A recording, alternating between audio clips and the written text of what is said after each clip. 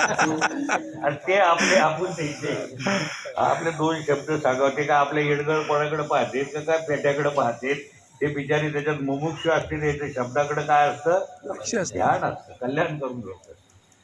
तेव्हा हे गोकुळवासी लोकांच्या लक्षात आलं की हे बाकी किती पसारा भेटला. तर हे 2 दिवसाचं काय ऑल ड्रामा, त्या जाती पाती या 2 दिवसाच्या काय.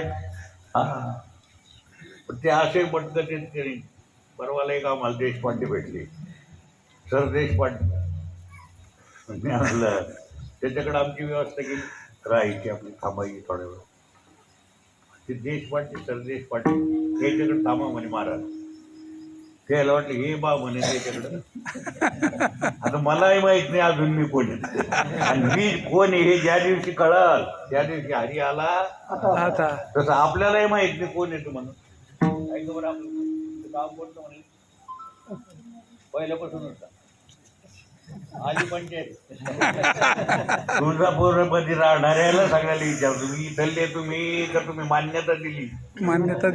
आता मी इथला आहे का कीर्तन करून जाणार, माझं मन सांगतं.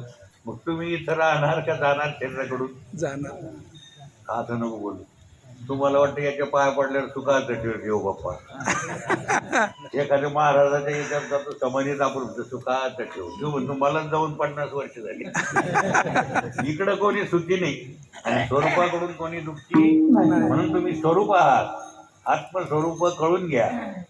ज्ञानदेव म्हणे भजा आत्मदेवा, अखंडित सेवा करा त्याची. खरं काय हे कळून घ्या. ही पार्ट आहे 2 दिवसात.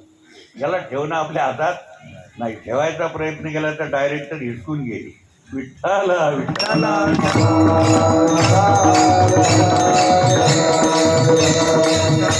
सगळं वर्म कळाल्यामुळं मस्त आनंदानं राहायचे ते. आणि आपल्याला आपला प्राणच आला. निर्गुण निराकार परमात्मा आपल्याला बोध सांगण्याकरता, तत्वज्ञान सांगण्याकरता गोकुळात आला. त्याचं प्रागट्य झाल्याबरोबर गुढ्या वगैरे उभारण्यात आल्या.